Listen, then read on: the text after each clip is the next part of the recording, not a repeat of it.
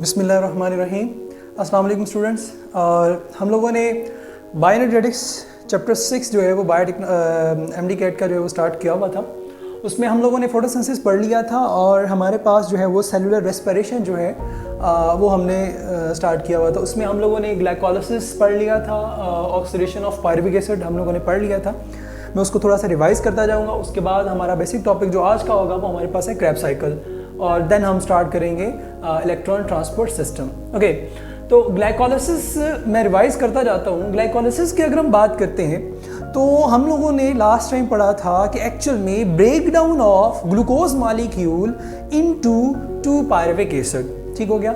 और देन हमने कहा था कि हमारे पास, लेट्स सपोज मैं ये कह रहा हूँ कि मेरे पास दिस इज अ सेल, और हमने कहा कि जी ये है साइटोप्लाज्म।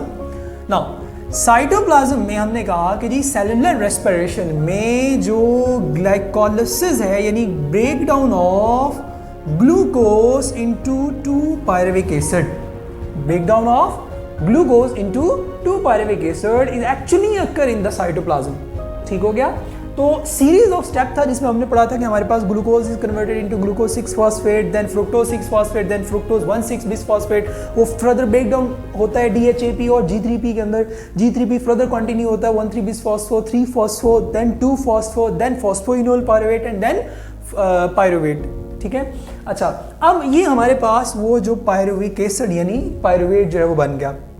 नाउ अब याद रखिएगा कि ये जो पायरुविक एसिड हमने पढ़ा था इसकी हमने ऑक्सीडेशन भी देखी थी। मैं उसको भी थोड़ा एक्सप्लेन करता जाऊंगा कि हमने कहा जी कि ऑक्सीडेशन जो है वो हमारे पास जो है वो इस तरह से होती है कि 2 स्टेप रिएक्शन है जिसमें डीकार्बोक्सिलेशन होती है, ठीक है। उसके बाद हमारे पास क्या होती है, डिहाइड्रोजनेशन होती है, ठीक हो गया। अच्छा, यहाँ पे मैं दोबारा से एक्सप्लेन कर देता हूँ कि पायरुविक एसिड डायरेक्ट जो है वो हमारे पास क्रैब साइकिल में एंटर नहीं हो सकता, ठीक हो गया।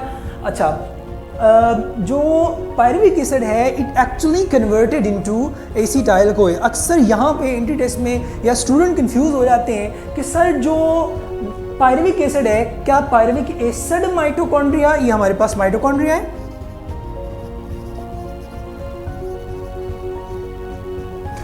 ये हमारे पास आउटर मेम्ब्रेन, देन हमारे पास inner membrane, then inner membranal, inter membrane spaces, ठीक हो गया। उसके बाद हमने देखा कि जी हमारे पास जो इंटरनल स्ट्रक्चर है दैट इज माइटोकॉन्ड्रियल मैट्रिक्स, ठीक हो गया। देन इंटरनल स्ट्रक्चर हमने कहा था कि ये हमारे पास क्रिस्टी है। और याद रखिएगा कि पायरुविक एसिड, अब यहाँ पे क्वेश्चन पूछा जाता है कि पायरुविक एसिड एंटर होता है माइटोकॉन्ड्रियल मैट्रिक्स के अंदर यानी माइटोकॉन्ड्रिया के अंदर, या हमारे पास एसिटाइल को ए या एसिटिक एसिड होता है। तो याद रखिएगा कि हमारे पास जो ऑक्सीडेशन ऑफ पायरुविक एसिड, ठीक है, इसके लिए जो एंजाइम है पायरुविक एसिड डिहाइड्रोजिनेज, ठीक हो गया, और हमारे पास डीकार्बोक्सिलेज। तो दोनों एंजाइम याद रखिएगा हमारे पास क्या होंगे, जो है वो एक्चुअल में माइटोकॉन्ड्रियल मैट्रिक्स के अंदर होते हैं। तो इसका मतलब क्या हो गया कि पायरुविक एसिड को माइटोकॉन्ड्रियल मैट्रिक्स के अंदर जाना होगा। नाउ अब हमने देखा कि हमारे पास ये है पायरुविक एसिड, ठीक हो गया। पायरुविक एसिड जो है वो हमने पढ़ा कि कार्बन डाइऑक्साइड यानी डीकार्बोक्सिलेशन होती है, कार्बन डाइऑक्साइड रिमूव हुई, converted into acetate. Acetate further हमारे पास क्या हुआ, हाइड्रोजन यहां से रिमूव होगी। That hydrogen is actually captured by, हमने देखा, हमने एमसीक्यूज की भी प्रैक्टिस की थी, ठीक हो गया। और हमारे पास बन गया एसिटाइल ग्रुप। एसिटाइल ग्रुप से फर्दर हमारे पास कन्वर्जन हुई by the addition of coenzyme and that structure is actually called as acetyl-CoA. Now that acetyl-CoA is actually enter into the Krebs cycle. अच्छा, अब यहाँ पे जो acetyl-CoA है, मैं एक और बात बता दूं कि glucose is converted into 2 pyruvic acid, ठीक हो गया। तो इट मींस 2 पायरुविक एसिड हैं तो 2 ही एसीटेट होंगे, 2 ही एसिटाइल ग्रुप होंगे और 2 ही एसिटाइल कोएंजाइम बनेंगे, सही हो गया।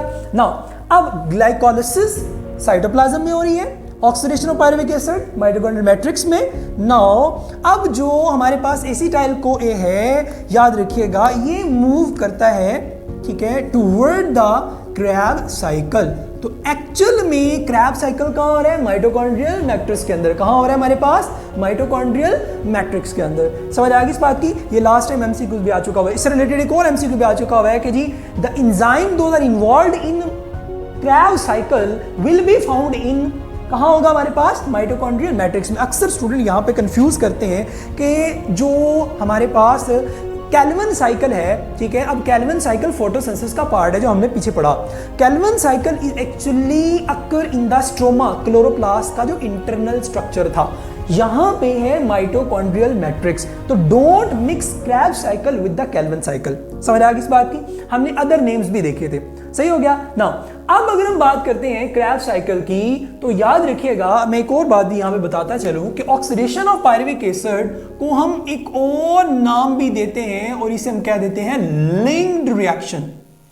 समझ आ गई? क्या होगा हमारे पास? Linked reaction. ना जो लिंक्ड रिएक्शन क्यों होता है, यहां पे मोस्ट ऑफ द टाइम एक एमसीक्यू भी आया हुआ है, वो पूछ लेते हैं कि जी हमारे पास जो कौन सा ऐसा मॉलिक्यूल है या कौन सा ऐसा केमिकल है, ठीक है, जो कि एक्चुअल में लिंक करता है ग्लाइकोलिसिस को क्रैब साइकिल के साथ। तो याद रखिएगा हमारे पास क्या होगा, अगर मैं आप लोगों से पूछूं तो आंसर क्या होगा? शाबाश, आंसर होगा हमारे पास एसिटाइल कोए। गुड, समझ आ गई इस बात की? तो acetyl co is a actual में लिंकर मॉलिक्यूल है। किसको कनेक्ट कर रहा है? ग्लाइकोलिसिस को क्रैब साइकिल के साथ। अच्छा, अब आगे मूव करें तो हमारा जो बेसिक टॉपिक क्रैब साइकिल है, ये हमारी थोड़ी सी रिवीजन थी ताकि आप लोगों को एक आइडिया हो जाए कि हम लोग किस तरह से मूव कर रहे थे। अच्छा, क्रैब साइकिल की अगर हम बात करते हैं तो क्रैब साइकिल को हम टीसीए साइकिल भी कहते हैं, ठीक है। It is actually try carboxylic acid cycle, और CAC is citric acid cycle. समझ आ गई? तो अब आपने ये तीनों नाम याद रखने हैं, क्योंकि ये ना हो कि वो आप लोगों को क्रैब साइकिल से क्वेश्चन पूछ रहा हो और आप जो है वो उसको ट्राई कार्बोक्सिलिक एसिड TCA उसने शॉर्ट फॉर्म में दिया हो या CAC शॉर्ट फॉर्म में दिया हो। तो you must have in your mind के हमसे वो कैल्विन साइकिल के बारे में पूछ रहा है या हमारे पास क्रैब साइकिल के बारे में पूछ रहा है। तो हमने ये देखा कि क्रैब साइकिल कहाँ हो रहा है? माइटोकॉन्ड्रियल मैट्रिक्स के अंदर। समझ आ गई इस बात की ना? अब यहाँ पे मैंने एक इनकम्प्लीट क्रैब साइकिल जो है वो शो किया हुआ है। इसमें हमने कहा जी कि एसिटाइल को मैं सबसे पहले एसिटाइल को ए को जो है वो लेके जा रहा हूं क्रैब साइकिल के अंदर। तो हमारे पास क्या हुआ? ये है जी एसिटाइल कोए। नाउ अब एसिटाइल कोए एंटर होगा क्रैब साइकिल के अंदर। समझ आ गई? यहां पे एक और एमसीक्यू पूछा जाता होता है जो मैक्सिमम ऑफ द टाइम आ चुका हुआ है एमडी कैट के अंदर, नम्स के अंदर, इवन ईटा के अंदर, ठीक है। तो उसमें याद रखिएगा वो क्वेश्चन उसने जो पूछा था वो हमारे पास था कि precursor of Krebs cycle. Precursor of Krebs cycle क्या होगा? शाबाश, ऑप्शन है मैलेट, फ्यूमारेट, ऑक्सैलोएसीटेट, अल्फा ग्लूटामेट। तो आंसर क्या होगा? शाबाश, आंसर हमारे पास क्या होगा? ऑक्सैलोएसीटेट। क्या होगा हमारे पास? ऑक्सैलोएसीटेट। शाबाश। नाउ अब ऑक्सैलोएसीटेट याद रखिएगा 4 कार्बन मॉलिक्यूल है। ऑक्सैलोएसीटेट प्रिकर्सर है और प्रिकर्सर वो जो एक नॉर्मल रिएक्शन के अंदर एक साइक्लिक मैनर के अंदर रिएक्शन चल रहा है और कोई नई ऐड होने वाली चीज उस कंपाउंड के साथ क्या होती है? ऐड हो रही होती है। नाउ अब क्या होगा? ऑक्सैलोएसीटेट जो है वो ऐड होगा एसिटाइल कोए के अंदर। अच्छा, यहां पे एक और क्वेश्चन आता है। क्वेश्चन वो मैं आपसे ये पूछूं कि ये हमारे पास एसिटाइल कोए है, तो मुझे बताएं कि इस एसिटाइल कोए के अंदर कितनी कार्बन है? कितनी कार्बन है हमारे पास? बताएं शाबाश। 1 2 3। नो, याद रखना CH3C is a carbon, C is a carbon, but COA is not a carbon। अक्सर स्टूडेंट यहाँ पे क्या करते हैं? मिस्टेक कर देते हैं। तो याद रखना ये कोएंजाइम है, ये कार्बन हमारे पास याद रखिएगा कार्बन नहीं है, ये एक्चुअल में कोएंजाइम के लिए शॉर्ट फॉर्म हम यूज कर रहे हैं। नाउ अब क्या होगा कि हमारे पास 2 carbon molecule combine with oxaloacetate 4 carbon molecule and first structure that is formed is citrate। तो ये भी आपसे पूछ सकते हैं कि first stable compound of Krebs cycle will be, तो आंसर क्या होगा हमारे पास? citrate। ठीक है, आंसर क्या होगा हमारे पास? सिट्रेट, जो कि 6 कार्बन है, 4 कार्बन यहां से, 2 कार्बन यहां से ऐड हो गई। ठीक हो गया। अच्छा, अब हमारे पास याद रखिएगा कि जब एसीटाइल को ऐड होता है, ये वाटर की प्रेजेंस में ऐड हो रहा होता है, यानी वाटर मॉलिक्यूल यहां पे ऐड हो रहा होगा, और जब ये आगे रिएक्शन प्रोसीड होता है तो हमारे पास याद रखिएगा कोएंजाइम रिलीज हो जाएगा। अब सिट्रेट बनता है, सिट्रेट फर्दर कन्वर्ट हो रहा है सिस एक्योनिटेट के अंदर। ठीक हो गया। अच्छा, by the release of water, ठीक है, देन अगेन हाइड्रेशन होती है और कन्वर्जन होती है आइसोसिड। ये एक्चुअल में क्या है, आइसोमर हैं, और जो कि 6 कार्बन होंगे। अच्छा, अब अगर आपसे पूछा जाए कि जो आइसोसिट्रेट है ये फर्दर कन्वर्ट हो रहा है किसके अंदर, तो आंसर क्या होगा, शाबाश। ठीक है, माइंड में रखिएगा कि हमारे पास अल्फा कीटो ग्लूटारेट जो कि 5 कार्बन है। इसका मतलब क्या हुआ कि आइसोसिट्रेट कन्वर्ट हुआ है 5 कार्बन मॉलिक्यूल के अंदर, पहले 6 था, अब 5 था।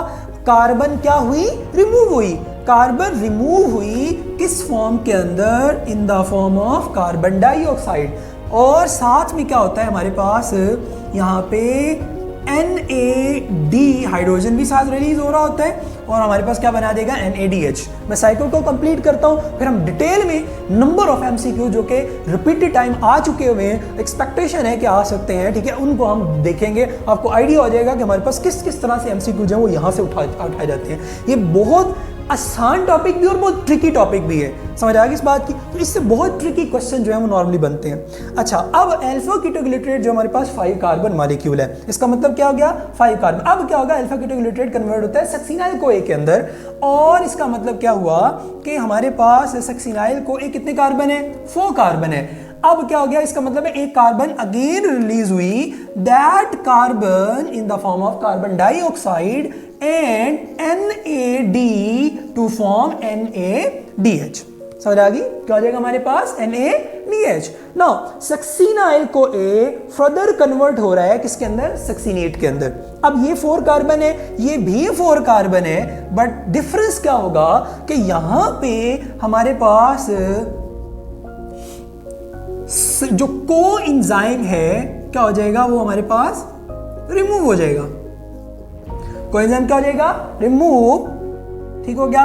और फर्दर कन्वर्जन हो जाएगी किसके अंदर, सक्सिनेट के अंदर। यहां पे भी हमारे पास वाटर जो है, याद रखिएगा क्या हो रहा होता है, ऐड हो रहा होता है। एक्चुअल में कार्बन जो कोएंजाइम है उसको रिलीज करवाने में जो है वो असिस्ट कर रहा होगा।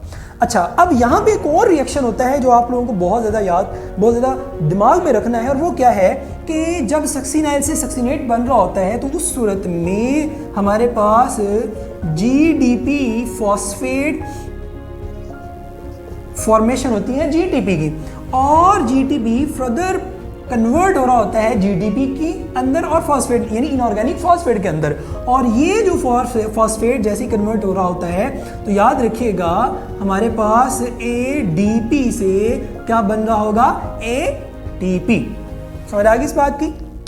तो वो आपको एक साइकिल दे सकता है, उसमें वो कुछ रीजन्स को मिस कर सकता है, पूछ सकता है कि जी यहाँ पे कौन सा मॉलिक्यूल आएगा, यहाँ पे कितने कार्बन मॉलिक्यूल मौजूद हो सकता है। समझ आ गई ना। अब सक्सिनेट से फर्दर कन्वर्जन होगी। हाँ जी बताएं शाबाश, कौन सा मॉलिक्यूल यहाँ पे आएगा, समझ आ गई, G3P आएगा, DHAP आएगा, कौन सा मॉलिक्यूल है। तो याद रखना सक्सिनेट के बाद हमारे पास ऑक्सीडेशन के बाद मॉलिक्यूल बनता है फ्यूमारेट, ये भी 4 कार्बन है। समझ आ गई। सक्सिनेट से फ्यूमारेट बनता है, और हमारे पास यहां याद रखिएगा कि FAD से कन्वर्जन हो रही है FADH के अंदर। फ्यूमारेट से फर्दर हमारे पास क्या बना, malate by the addition of water, और मेलेट फर्दर रीजनरेट हो जाता है किसके अंदर, ऑक्सैलिक एसिड के अंदर, और NAD प्लस NADH जो है वो बना देगा। समझ आ गई। ये हमारे पास था सिंपल रिएक्शन। यहाँ पे अब 3-4 कंफ्यूजन्स होती हैं स्टूडेंट को, ठीक है। पहली कंफ्यूजन ये होती है कि जी नेट वाटर मॉलिक्यूल कितने होंगे क्रैब्स साइकिल के अंदर जो ऐड हुए हैं। तो याद रखिएगा जो नेट वाटर मॉलिक्यूल हैं वो हमारे पास 2 होंगे।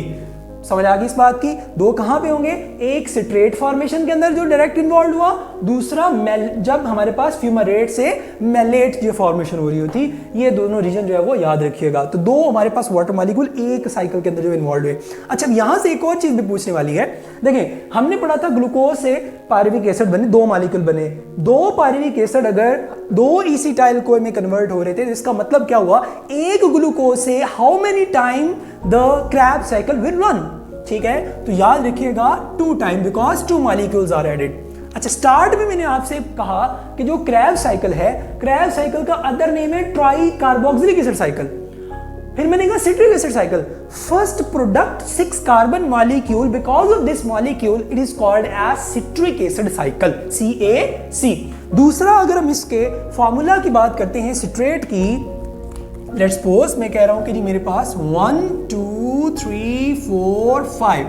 अब आप क्या करेंगे, टर्मिनल कार्बन पे कार्बोक्सिलिक लगाएंगे, यहां पे हमारे पास आ जाएगा मिथाइल। उसके बाद जो सेंट्रलाइज्ड कार्बन है, यहां पे अगेन आप क्या करोगे, एक कार्बोक्सिलिक ग्रुप लगाओगे।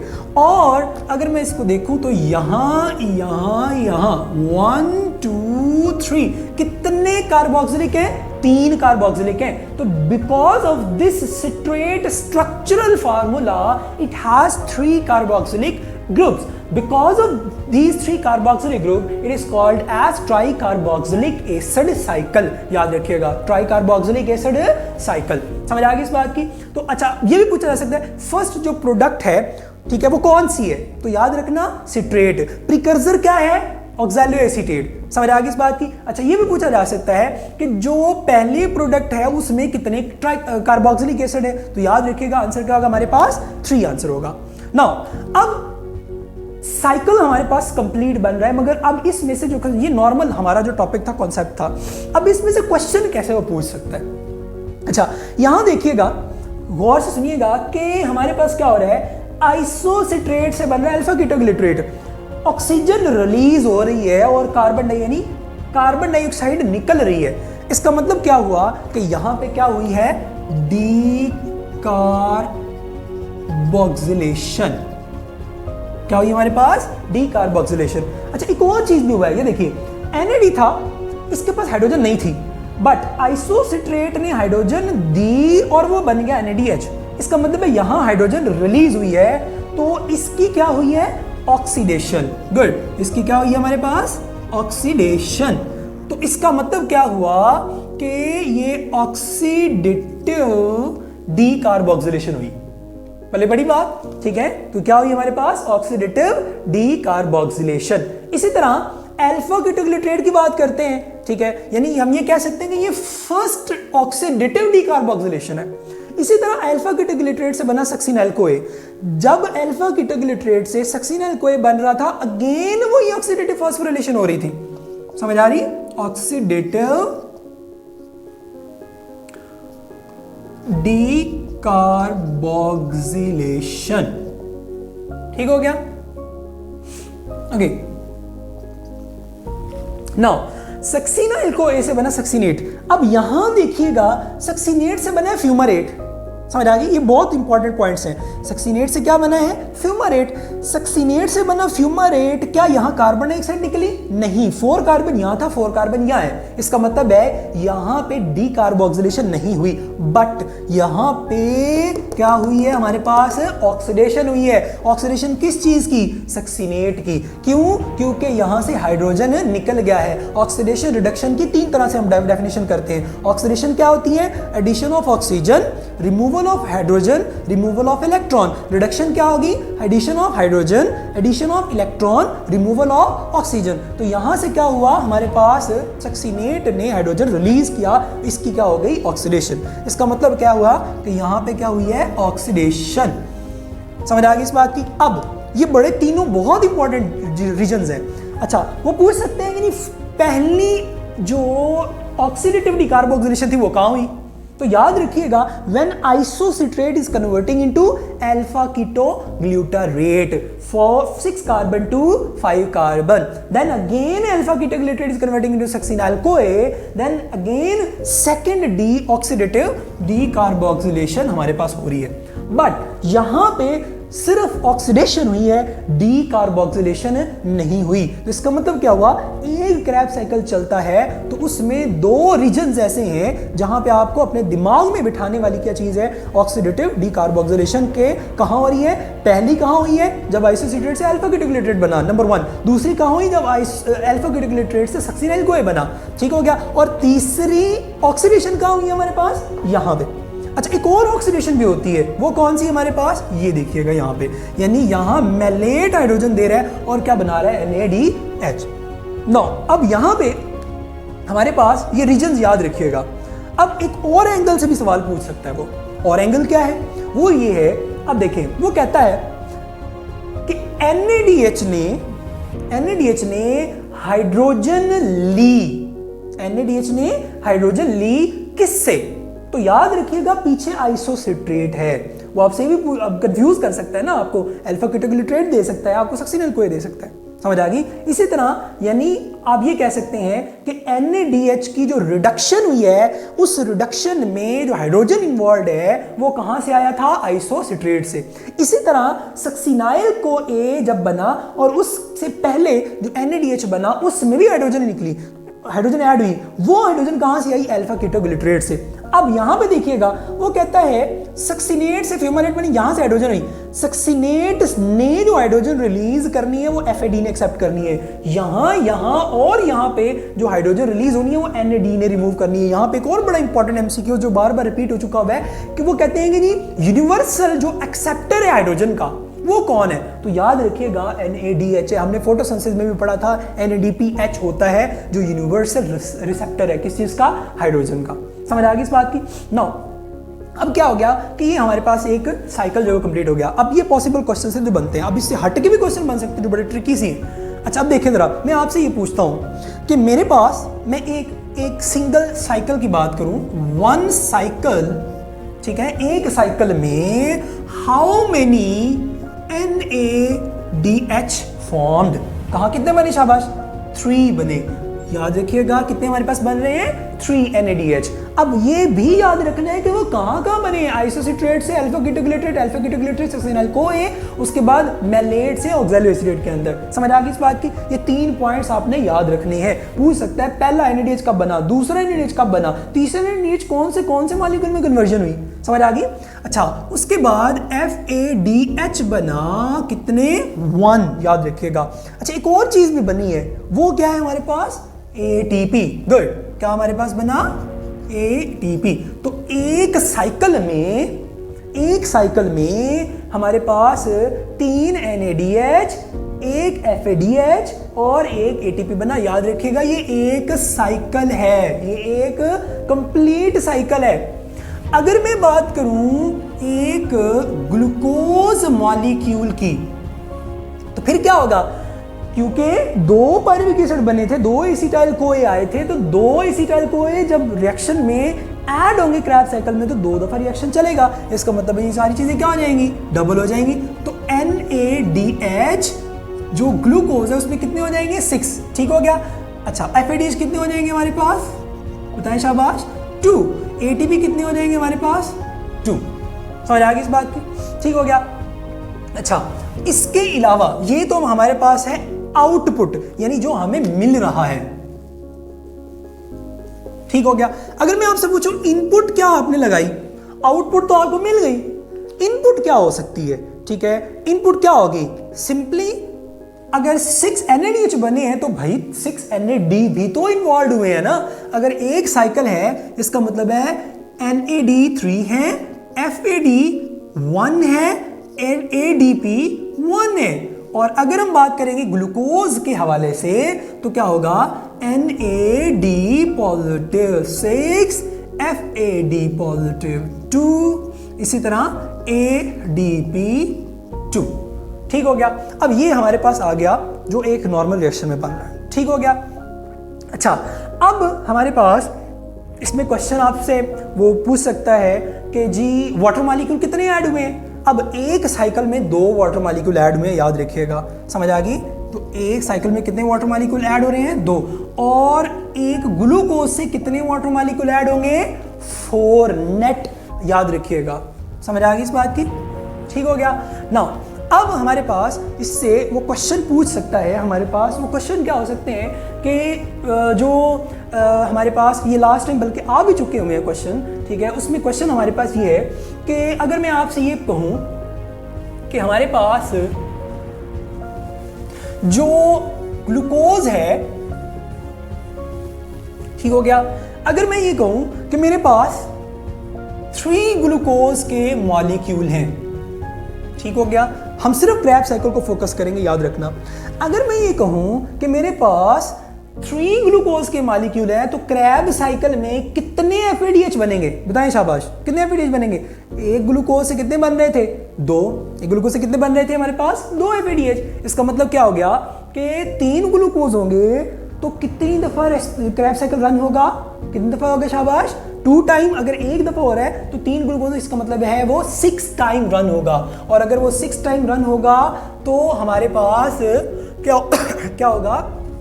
अगर हम NADH की बात करेंगे तो 6 × 3 इज इक्वल टू 18। समझ आ गई इस बात की? इसी तरह अगर मैं बात करूं FADH की, FADH क्या होगा? 2 एक में बन रहे हैं, इसका मतलब है 3 हमारे पास जो साइकिल है हमारे पास वो क्या होगा? सॉरी, FADH हमारे पास है और एक में 2 बन रहे हैं और 3 ग्लूकोज मॉलिक्यूल हैं, ठीक है। एक ग्लूकोज से 2 बन रहे हैं, इसका मतलब है 3 ग्लूकोज मॉलिक्यूल होंगे तो सिंपली आप 3 को मल्टीप्लाई करके क्या आ जाएगा हमारे पास? आंसर 6 आ जाएगा। इसी तरह अगर आपसे पूछा जाए ATP, अब 2 ATP बन रहे थे, 3 हमारे पास है ग्लूकोज मॉलिक्यूल, इसका मतलब क्या हो गया? ये आ जाएगा 6। अच्छा, अब ये तो एक एंगल हो गया क्वेश्चन पूछने का। दूसरा एंगल हो सकता है, वो पूछ सकता है कि भाई आप ये बताओ, समझ आ गई? आप ये बताओ कि मेरे पास 5 जो एसिटाइल CoA ऐड हो रहे हैं क्रैब साइकिल के अंदर, तो उससे कितने NADH, कितने FADH और कितने ATP बनेंगे? हाँ जी, बताएं शाबाश। सिंपल सा आंसर क्या होगा? 5 एसिटाइल को ऐड हुए हैं तो 5 टाइम साइकिल रन होगा। समझ आ गई? अब एक साइकिल के अंदर हमारे पास 3 NADH बनते हैं तो 5 × 3 इज इक्वल टू 15। इसी तरह 2 एक साइकिल में बनते हैं, सॉरी एक हमारे पास एक साइकिल रन हो रहा है तो हमारे पास क्या होगा? यहाँ पे 5 × 3 एक साइकिल में बन रहे हैं तो 15 और FADH एक बन रहा है तो 5 है, तो आंसर क्या होगा हमारे पास? 5। और ATP आंसर क्या हो जाएगा? सेम। समझ आ गई? यानी वो एसिटाइल CoA को भी ऐड करके पूछ सकता है। समझ आ गई इस बात की? तो ये भी याद रखना है आपने, ठीक है। अच्छा, इसी तरह क्वेश्चन एक और एंगल से भी पूछ सकता है, वो हमारे पास क्या है? अच्छा, ये तो था हम एक साइड से आ रहे थे कि चीज़ें ऐड हो रही हैं, चीज़ें ऐड हो रही हैं, चीज़ें ऐड हो रही हैं। समझ आ गई? अच्छा, लास्ट टाइम क्वेश्चन आया हुआ वो कहता है कि जी सबस्ट्रेट लेवल फॉस्फोरिलेशन क्या है? सबस्ट्रेट लेवल फॉस्फोरिलेशन का मतलब क्या है? जो डायरेक्ट हमारे पास ग्लूकोज से यानी सबस्ट्रेट से फॉस्फोरिलेशन हो रही है, ATP की फॉर्मेशन हो रही है। समझ आ गई? तो सबस्ट्रेट लेवल फॉस्फोरिलेशन में एक ग्लूकोज से जो क्रैब साइकिल है उसमें कितने ATP बन रहे हैं हमारे पास? याद रखिएगा 2ATP फॉर्मेशन, जो कि हमारे पास क्या है? Substrate level phosphorylation. ठीक हो गया? अच्छा, अब ये एक और हो गया। अच्छा, एक और एंगल भी है क्वेश्चन का, वो आपको कहे कि भाई ये क्रैब साइकिल चल रहा है, ठीक है, और उस क्रैब साइकिल में एक क्रैब साइकिल चल रहा है और उस क्रैब साइकिल में 30 NADH प्रोड्यूस हुए हैं। समझ आ गई? 30 NADH प्रोड्यूस हुए हैं। आप हमें ये बताएं कि कितने ग्लूकोज मॉलिक्यूल उस सेलुलर रेस्पिरेशन के दौरान ग्लाइकोलिसिस में ऐड हुए होंगे। आप बताएं शाबाश कि एक हमारे पास जो साइकिल है वो 3 NADH बनाता है और एक ग्लूकोज के लिए हमें जो है वो क्या चाहिए? 2 टाइम रन। इसका मतलब है ये क्या हो जाएगा? 6 हो जाएगा। समझ आ गई इस बात की? ठीक हो गया? तो इसी तरह अब एक ग्लूकोज के लिए 6 NADH हैं, ठीक है, तो अगर 30 NADH 30 NADH होंगे तो कितने ग्लूकोज मॉलिक्यूल ऐड होंगे? शाबाश बताएं। हम कौन सा ऐसा इंटीजर ढूंढें कि जिसको मल्टीप्लाई करें यहाँ पे तो 30 आए हमारे पास, तो आंसर क्या होगा हमारे पास 5। इसका मतलब क्या हुआ है, 5 ग्लूकोज मॉलिक्यूल ऐड हुए हैं और एक ग्लूकोज मॉलिक्यूल के ऐड होने से 6 हमारे पास NADH बना, फिर दूसरे से 6, फिर तीसरे से 6 और इस तरह कॉन्टिन्यूसली 5 ग्लूकोज मॉलिक्यूल से हर एक में 6 बनते हैं, तो टोटल 30 NADH बन गए। इसी तरह वो आपसे पूछ सकता है FADH कितने बने, समझ आ गई, तो वो भी आपको आंसर करना होगा। इसी तरह आपसे पूछ सकता है ATP कितने बने, समझ आ गई। तो इसी तरह इसी तरह हमारे पास अगर फर्दर हम इसको कंटिन्यू करें तो इसके और क्वेश्चन भी बन सकते हैं हमारे पास। फर्ज कर लें हमारे पास, मैं ये कह रहा हूँ कि जी जो है हमारे पास डीकार्बोक्सिलेशन। अच्छा, एक और मेरे ज़हन में क्वेश्चन आया, बड़ा मज़े का क्वेश्चन है। देखें ग्लूकोज में, ठीक है, ग्लूकोज के अंदर कितनी कार्बन होती हैं, C6H12O6, ठीक हो गया, 6 कार्बन है। तो क्रैब्स साइकिल चल रहा है तो इसमें तो 2 कार्बन निकल रही हैं। हाँ जी बताएं शाबाश, कितनी कार्बन निकल रही हैं, 2 कार्बन निकल रही हैं एक साइकिल के अंदर। तो 2 साइकिल में कितनी निकली, 4, बाकी 2 कहाँ गई। हाँ जी सोचें, शाबाश, सोचें, व्हाइट बोर्ड पे आंसर मिलेगा शाबाश आपको। कहाँ पे है हमारे पास, ये देखें, ये 2 थे, इसका मतलब है 2 कार्बन डाइऑक्साइड रिलीज हुई हैं यहाँ पे, 2 यहाँ हो गई और 2 यहाँ और फिर 2 यहाँ पे होगी। तो आप अंदाजा कर लें कि किस तरह से ब्रेक डाउन की जा रही है, कैटाबॉलिक रिएक्शन किया जा रहा है, ब्रेक डाउन। इससे ये भी आ सकता है catabolic enzyme will possibly found in mitochondria, chloroplast. तो आंसर क्या होगा, माइटोकॉन्ड्रिया। समझ आ गई इस बात की। तो याद रखिएगा हमारे पास कि अच्छा ये भी पूछ सकता है कि जो ग्लूकोज सेलुलर रेस्पिरेशन में ऐड हुआ, मेजॉरिटी ऑफ कार्बन डाइऑक्साइड कहाँ रिलीज हुई, माइटोकॉन्ड्रिया के अंदर। माइटोकॉन्ड्रिया में कहाँ रिलीज हुई, कार्बन डाइऑक्साइड के, जो क्रैब साइकिल के अंदर। समझ आ गई इस बात की। अच्छा 4 जो है याद रखिएगा, 4 कार्बन डाइऑक्साइड भी हमारे पास रिलीज हो रही होती है from 1 glucose molecule into Krebs cycle, ठीक हो गया। इसी तरह अगर हम बात करते हैं हमारे पास पायरुविक एसिड ऑक्सीडेशन की, तो 2 यहाँ पे जो रिलीज हो जाती हैं, ठीक हो गया। ओके, तो इसके अलावा अगर आपका कोई क्वेश्चन है, ठीक है, तो आप लोग मेरे से पूछ सकते हैं, ठीक है। Thank you so much.